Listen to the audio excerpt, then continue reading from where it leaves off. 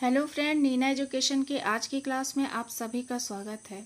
आज हम लोग पढ़ने वाले हैं समाज शास्त्र के अंतर्गत मौलिक अवधारणाएं।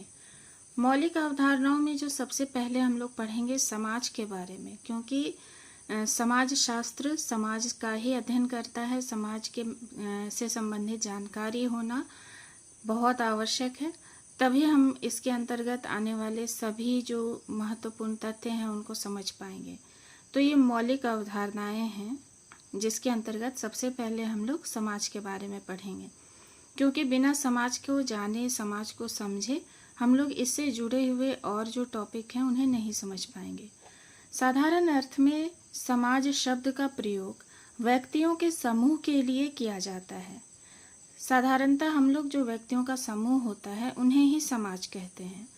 किसी भी संगठित समूह को समाज कुछ कह दिया जाता है, समाज कह दिया जाता है। अगर कोई संगठित समूह है किसी खास उद्देश्य से, जैसे आर्य समाज, ब्रह्म समाज, महिला समाज, इस प्रकार से हम लोगों ने बहुत सारे नाम सुने हैं जो किसी खास उद्देश्य के लिए संगठित किया जाता है। अब समाज शास्त्र में समाज शब्द का प्रयोग विशिष्ट अर्थ में किया जाता है। किसी खास अर्थ में करते हैं। कैसे? यहाँ व्यक्ति व्यक्ति के बीच पाए जाने वाले सामाजिक संबंधों के आधार पर निर्मित व्यवस्था को समाज कहते हैं। ध्यान से समझे। समाज शास्त्र में जब हम समाज के बारे में पढ़ते हैं तो यहाँ पर समाज शब्द का बहुत विशेष अर्थ है। यहाँ व्यक्ति व्यक्ति के बीच पाए जाने वाले जो सामाजिक संबंध हैं और उनके आधार पर जो निर्मित व्यवस्था है, जो व्यवस्था बनती है, उसे समाज कहा जाता है। साधारणतः यहाँ व्यक्तियों के समूह को समाज नहीं कहते।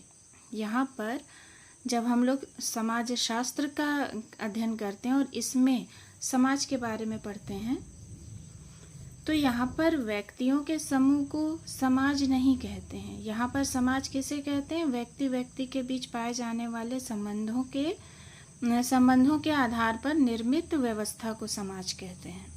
व्यक्ति अपने विभिन्न आवश्यकताओं की पूर्ति के लिए अन्य व्यक्तियों के साथ अंतरक्रिया करते हैं और सामाजिक संबंध स्थापित करते हैं। व्यक्ति अपनी विभिन्न आवश्यकताओं की पूर्ति के लिए व्यक्तियों के साथ अंतरक्रिया करते हैं और सामाजिक संबंध स्थापित करते हैं, यानी अपनी किसी न किसी आवश्यकता या उद्देश्य के लिए संबंध स्थापित करते हैं, अंतरक्रिया करते हैं। समाज के बारे में सबसे ज़्यादा जो व्यवस्थित ढंग से समझाया है किसी ने तो मैकाइवर और पेज के बारे में हम लोग पढ़ चुके हैं। तो यहाँ पर मैकाइवर की परिभाषा है। उन्होंने क्या कहा है? समाज सामाजिक संबंधों का जाल है।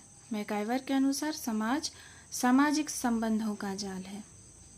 पार्सन्स ने क्या कहा है? तो समाज को उन मानवीय संबंधों की संपूर्ण जटिलता के रूप में परिभाषित किया जा सकता है जो साधन साध्य संबंधों के रूप में क्रिया करने से उत्पन्न हुए हों, चाहे वो यथार्थ हो या प्रतीकात्मक।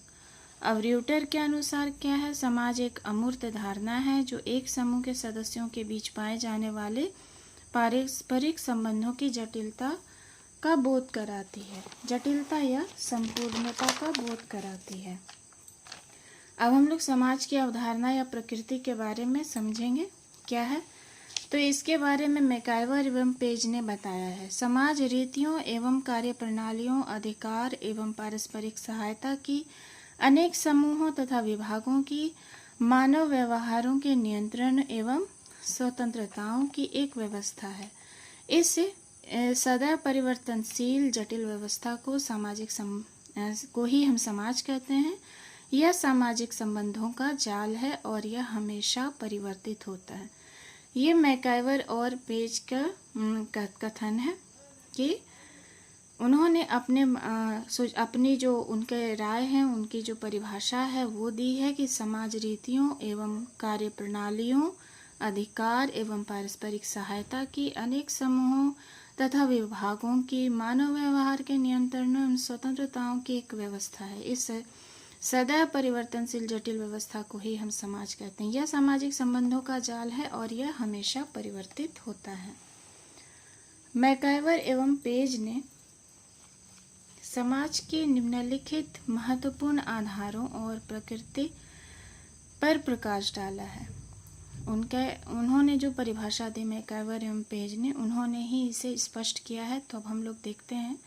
सबसे पहले क्या बताया उन्होंने? रीतियाँ या प्रथाएं सामाजिक प्रतिमान का एक प्रमुख प्रकार है। ये समाज के निर्माण में आधार के रूप में कार्य करती हैं। जो प्रथाएं होती हैं वो आधार का काम करती हैं समाज में व्यवस्था बनाए रखने के लिए बहुत महत्वपूर्ण है। इनकी वजह से ही समाज में व्यवस्था बनी रहती है। सामाजिक जीवन में अनेक रीतियां पाई जाती हैं, जैसे खान पान, रहन सहन, वेशभूषा, विवाह, धर्म, जाति, शिक्षा आदि से संबंधित रीतियां।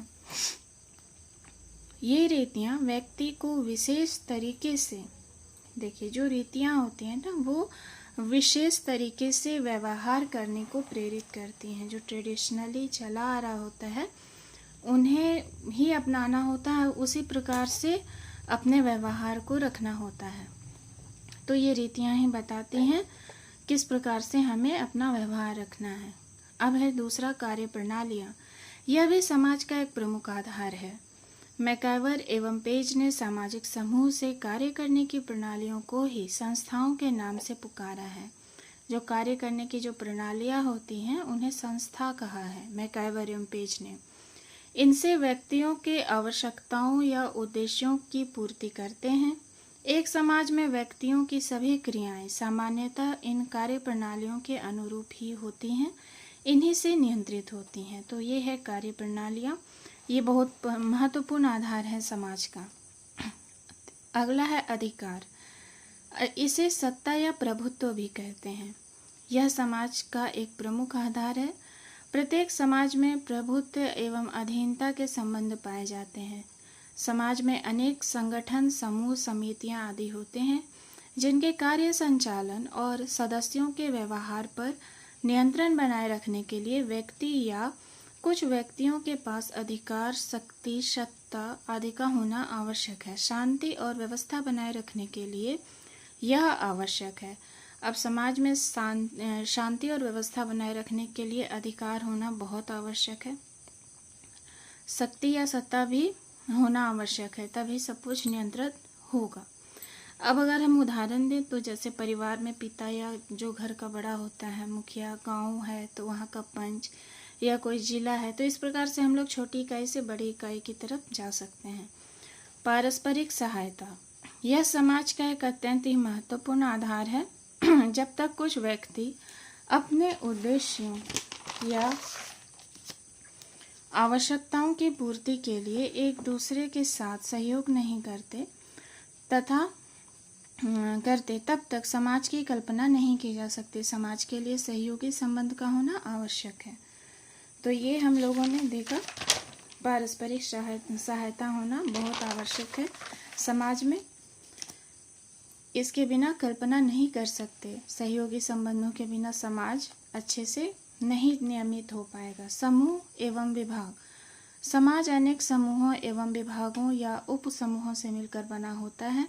अन्य शब्दों में हम कह सकते हैं कि प्रत्येक समाज में अनेक समूह, समितियां, संगठन आदि पाए जाते हैं। इसकी सहायता से व्यक्तियों की आवश्यकताओं की पूर्ति होती है। तो समूह और विभाग जो होते हैं बहुत सारे होते हैं और हर समाज में होते हैं। इनके बिना समाज व्यवस्थित रूप से कार्य नहीं कर सकता और समाज में रहने वाले लोगों की जो आवश्यकताएं होती हैं उनकी पूर्ति के लिए समूहों और विभागों का, उप समूहों का होना बहुत आवश्यक है। मानव व्यवहार के नियंत्रण, जटिल समाज सामाजिक संबंधों की एक जटिल व्यवस्था है और इस व्यवस्था को ठीक से संचालित करने के लिए आवश्यक है कि मानव व्यवहार पर नियंत्रण रखा जाए। प्राय नियंत्रण के लिए दो तरीके इस्तेमाल किए जाते हैं, औपचारिक और अनौपचारिक। तो औपचारिक और अनौपचारिक साधनों को अपनाने से ही समाज व्यवस्थित होता है और इन्हें अपनाया जाता है। अब सामाजिक नियंत्रण के अगर हम लोग औपचारिक साधन देखें तो कानून, न्याय व्यवस्था, पुलिस, प्रशासन इत्यादि हैं। वहीं अनौपचारिक साधनों की बात अगर की जाए तो जनरीतियाँ, प्रथाएं, संस्थाएं, धर्म, नैतिकता इत्यादि हैं जिन्हें लोग स्वतः ही मानते हैं। नेक्स्ट है स्वतंत्रता।